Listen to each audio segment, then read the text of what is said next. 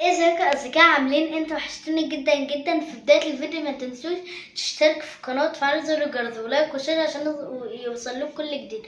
انا النهارده جايلكم بقصه والجنه تحت اقدام الام، وانا عايزاكم تحبوا مامتكم وتساعدوها في اي حاجه وكل حاجه.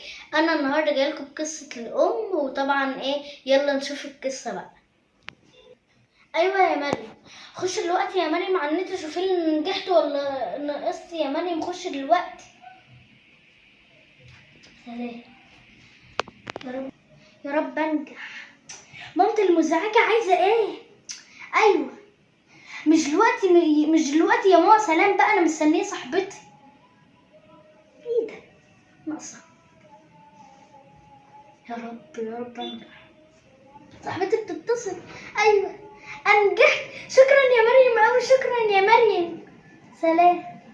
الحمد لله نجحت. الحمد لله يا رب، الحمد لله. انت مسميه مامتك المزعجه ليه؟ انا مامتي ماتت ونفسي كانت تبقى معايا دلوقتي، كان نفسي بس اسمع صوتها. انت مسميه مامتك المزعجه؟ يعني انت اصلا مامتك معاك، اما بتكوني جعانه بتقولي يا ماما، بتكوني تعبانه بتقولي يا ماما، اي حاجه بتكوني عايزه مامتك.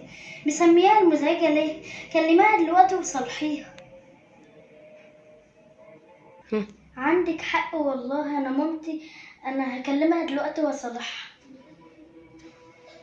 ايوه يا ماما، ما تزعليش مني يا ماما، انا اسفه والله لو انا كنت بعاملك وحش، بس انا اسفه. من النهارده والله عاملك حلو، انت حبيبتي يا ماما، والله انا اسفه.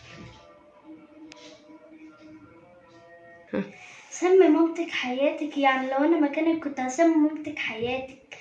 كنت هسميها حياتي، سميها قلبك، روحك، اي حاجه. اصل مامتك ديت هي اللي بتساعدك. اما بتنادي عليها هي بتجيلك على طول، عمرها ما هتزعلك. وشكرا يا حبيبتي ان انت اديتيني نصيحه. انا هسميها دلوقتي احلى اسم، وربنا يخليك ان انت اديتيني نصيحه. قلب هو.